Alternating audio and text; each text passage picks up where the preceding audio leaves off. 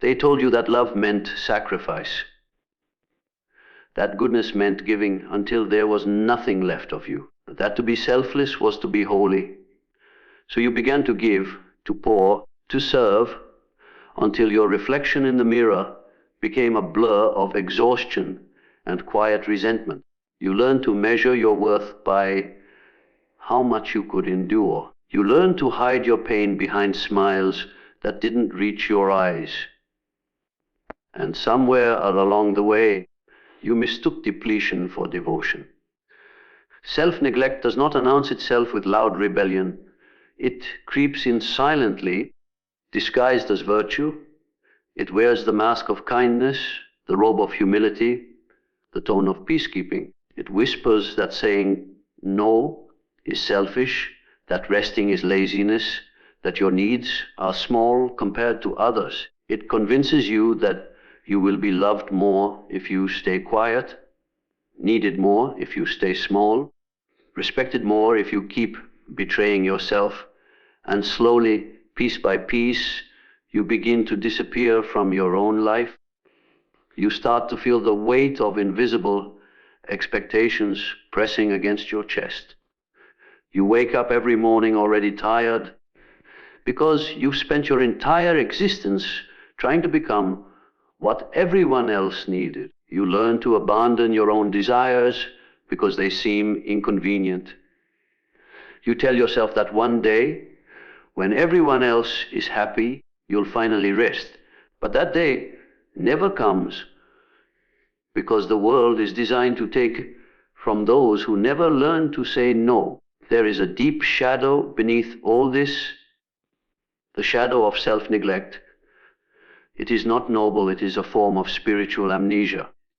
To neglect yourself is to forget that you are part of the divine equation, that your needs are not burdens, but messages from the soul. The universe does not reward self-erasure, it reflects it. When you neglect yourself, the world mirrors that neglect. People treat you as you treat yourself. Energy flows where self-respect begins and stagnates where self-denial lives. The one who constantly sacrifices themselves for others often believes they are saving the world. But in truth, they are quietly teaching the world that their energy is disposable.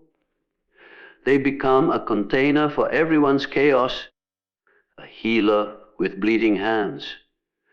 They attract the broken who crave their light, but never those who know how to reciprocate it. They confuse love with servitude, compassion with collapse. And while their outer life may look noble, their inner world slowly starves. When you live in the shadow of self-neglect, even your acts of kindness become distorted. You give not from love, but from guilt. You help not because you choose to, but because you fear what will happen if you don't. You listen to others, but you no longer hear yourself. You have built a prison made of politeness, a gilded cage called goodness. The truth is that every form of genuine love begins with the self. To care for others without caring for yourself first is to hand out counterfeit currency. You cannot give light if your own fire has burned out. Self-care is not indulgence, it is maintenance of the soul.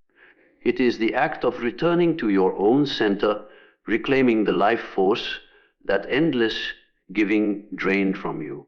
It is remembering that the divine created you not to disappear in service of others, but to embody the fullness of what you are. The world needs less self-sacrifice and more self-awareness. The shadow of self-neglect is not healed by giving more. It is healed by daring to receive, by daring to rest without guilt, by daring to speak even when your voice shakes, by daring to say, I matter too. Because every time you abandon yourself to keep another comfortable, you deepen the wound within. The soul does not thrive in obedience, it thrives in authenticity. And to neglect yourself is to exile the very essence that life was trying to express through you, there comes a moment in every life when the noise of the world grows too loud to hear the quiet voice within. The opinions, the expectations, the inherited fears, all of it begins to drown out the truth that has always been whispering inside you. It is in that moment of inner suffocation that the soul demands awakening, and with awakening comes an immense responsibility, the sacred duty of becoming who you truly are. The universe does not evolve through collectives that think alike. It evolves through individuals who dare to think differently. But every era of transformation begins with one person who refuses to conform to the unconscious patterns of the crowd. Yet, the tragedy of modern existence is that people have forgotten the holiness of their individuality. They seek validation from systems that were never designed to honor the soul. They trade authenticity for belonging, inner truth for external approval.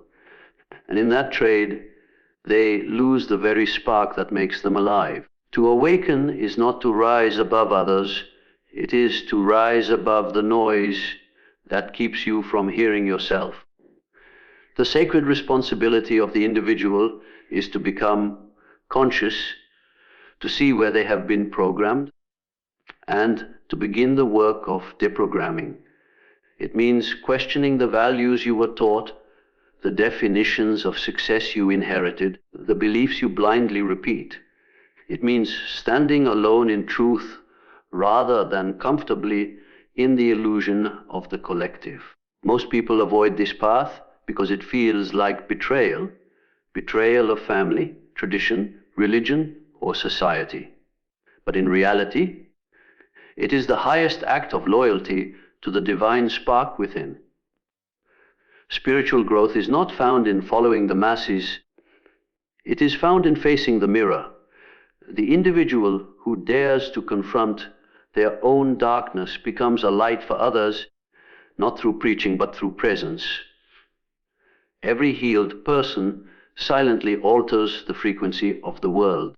Every conscious decision made in truth becomes a ripple in the unconscious sea of humanity. Your inner transformation is not private, it is cosmic. When you evolve, the entire field of consciousness shifts.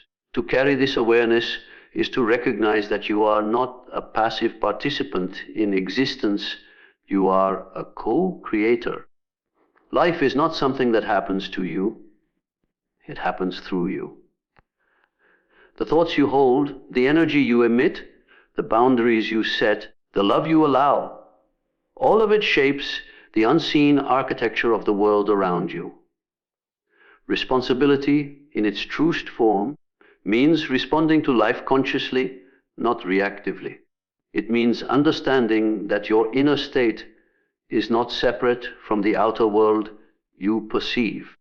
The chaos you see in humanity is a reflection of the unhealed chaos within each human being who refuses to take ownership of their consciousness. The sacred responsibility of the individual is not a burden, it is liberation. It frees you from the illusion that salvation lies in someone else's hands. It invites you to stop waiting for leaders, teachers, or saviors, and to become the very presence you've been seeking. When you take full responsibility for your inner world, no external circumstance can enslave you. The storms may come, but they no longer define you. You begin to live from the center of your being, grounded in awareness, guided by something deeper than fear. Most people fear freedom because freedom demands responsibility. It requires that you stop blaming the world and start seeing how you contribute to it. Every complaint is a confession of your own unclaimed power. Every resentment is a mirror revealing where you have given your authority away. The sacred responsibility of the individual is to reclaim that authority, to take back ownership of your mind, your emotions, your destiny, When you honor that responsibility, your life ceases to be a series of reactions and becomes a deliberate expression of consciousness. You no longer ask what the world expects of you, you ask what truth expects from you. You realize that awakening is not a collective event, but a personal choice made in silence, moment by moment, breath by breath. The evolution of the human soul begins not when humanity changes, but when one individual dares to live as consciousness embodied.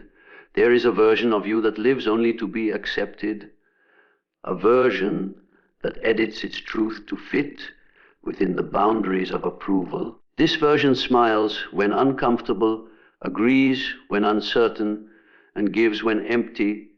It moves through life with one silent goal: to avoid rejection. But what if the very act of constantly pleasing others is the greatest form of betrayal, not against them, but against yourself? What if the thing you were taught to fear most, selfishness, is actually the reflection of your deepest integrity?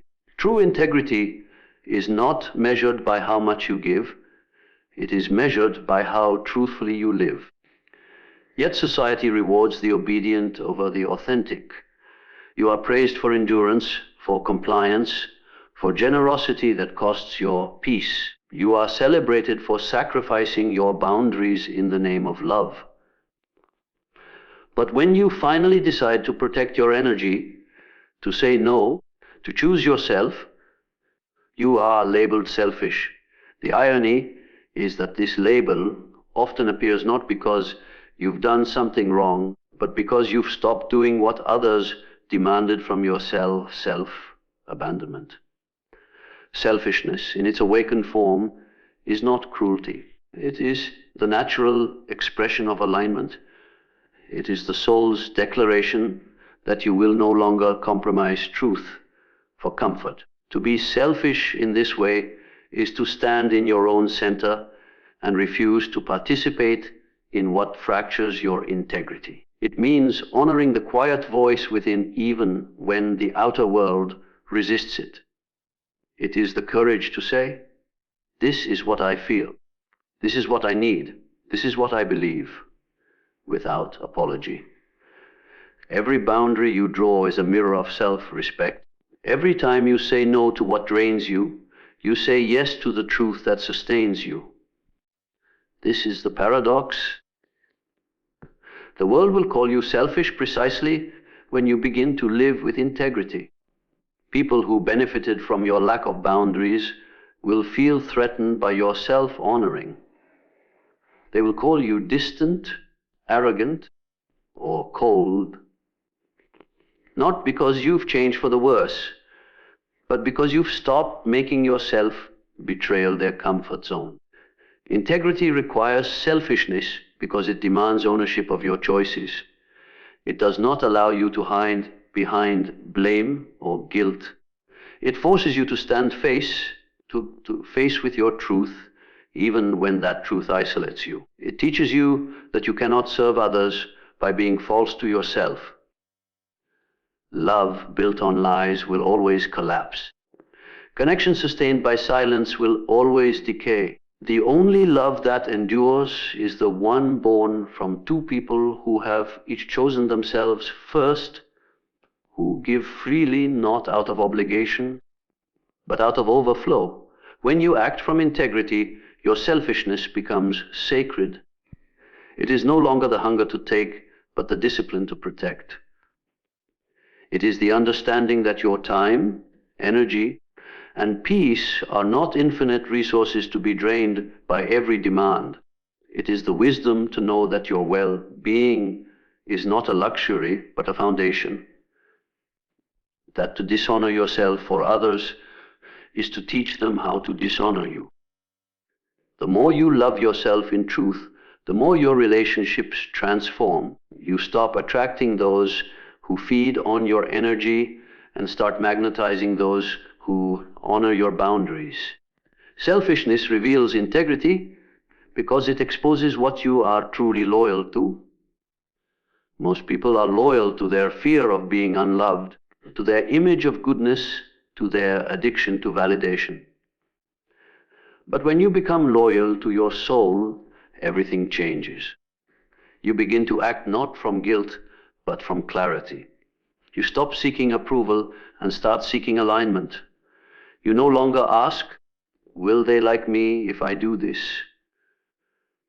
But rather, will I respect myself if I don't? This shift is not comfortable. The path of integrity rarely is. It strips away the masks you've worn to belong.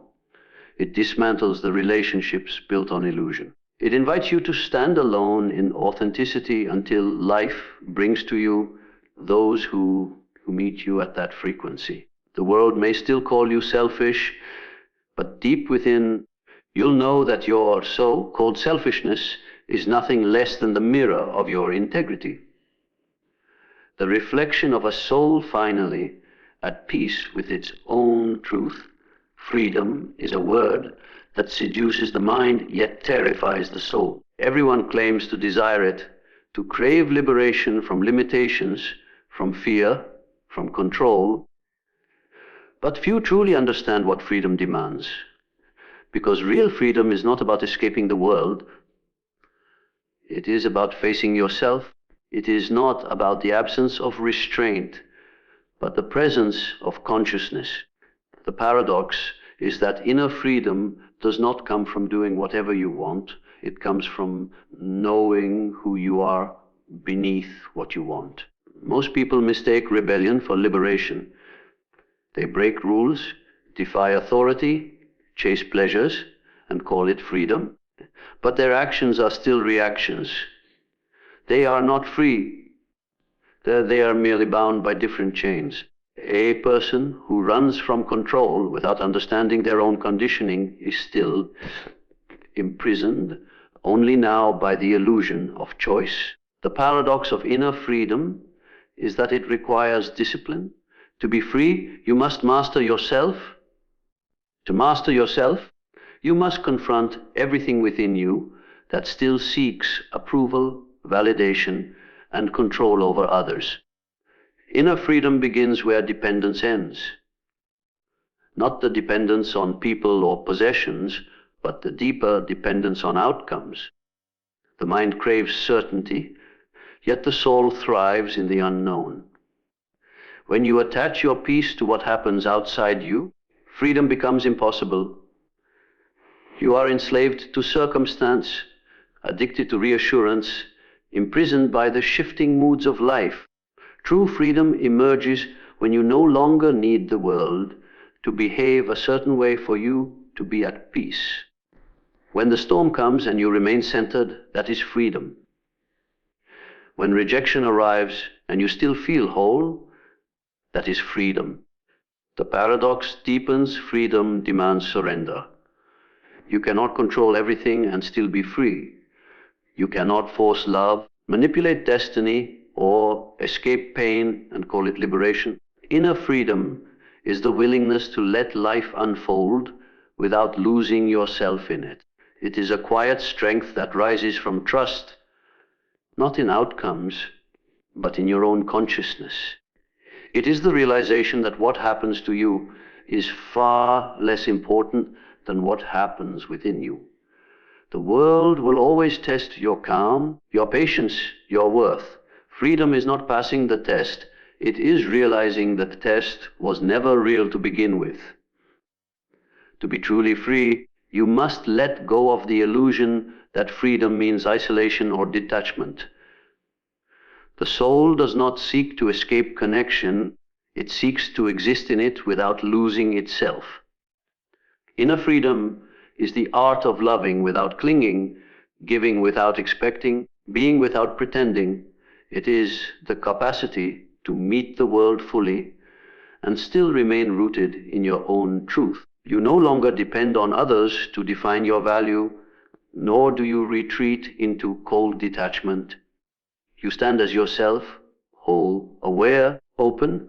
Many fear this kind of freedom because it dissolves the ego's favorite roles: victim, hero, savior, martyr. The ego thrives on control, on being right, on winning the invisible wars of validation. But the moment you stop needing to prove yourself, the ego panics.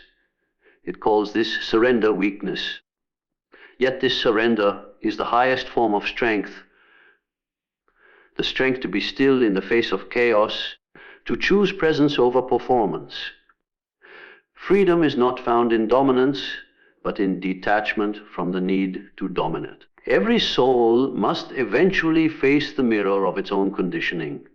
The patterns that bind you are not outside, they are within. You are not trapped by the world, but by your reaction to it. When you stop fighting reality, a quiet doorway opens. Behind that doorway is peace, and behind peace there is power. Not the power to control life, but the power to remain unshaken within it. This is the essence of inner freedom, the paradox that to be free, you must release everything that is not truly you, and in losing everything false, you find the one thing that can never be taken away. There comes a time when the mask begins to suffocate the face beneath it. When the smile feels heavy, the achievements hollow, and the life you've built starts to whisper with quiet betrayal. You look around and realize that the world you created was not born from your truth, but from your fear. Fear of rejection, fear of not being enough, fear of being too much. You have been performing for so long that the performance began to feel like your identity, but deep beneath the noise of roles and expectations, something ancient stirs. The call to return to the authentic self. The authentic self is not something you become, it is what remains when all the false identities dissolve. It is the raw essence that existed before you learned to please, to impress, to belong. Every child is born authentic, curious, open, unapologetically themselves. But as you grow, the world begins its silent conditioning. You learn which parts of you are acceptable and which must be hidden. You learn to filter your emotions, disguise your pain, and adapt to the expectations that guarantee approval. Slowly, you trade your truth for safety. You start to mistake conformity for connection. But no soul can live indefinitely in exile from itself. The more you suppress your authenticity, the more your spirit rebels. It rebels through anxiety, emptiness, fatigue, and longing. The symptoms of misalignment are not punishments. They are invitations, signals from the soul reminding you that you are living a life too small for who you truly are. The discomfort you feel is not a flaw in your design. It is evidence that the real you is still alive beneath the layers of pretense. The return to the authentic self is not a single revelation, but a series of small awakenings.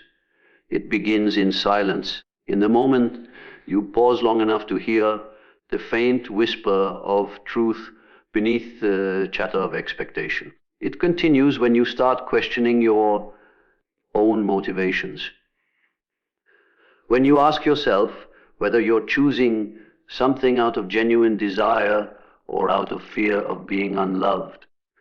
Every time you choose truth over approval, you take one step closer to your authentic center. Authenticity demands courage because it invites loss. You will lose the comfort of being easily understood. You will lose relationships built on illusion. You will lose the certainty of belonging to the crowd. But what you gain is far greater. You gain your integrity, your peace, your power. You stop needing to be chosen because you have chosen yourself. You stop performing love and begin experiencing it. You stop chasing validation and begin embodying worth. The authentic self is not perfect. It does not seek to be. It is beautifully contradictory, capable of light and shadow, strength and vulnerability, clarity and confusion. It knows that Real wholeness comes not from denying your darkness, but from integrating it.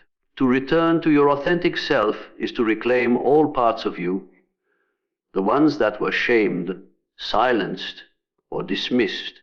It is to meet them with compassion rather than judgment, to say, "You are still mine." The path back home to yourself will not be comfortable because it requires the dismantling of everything false.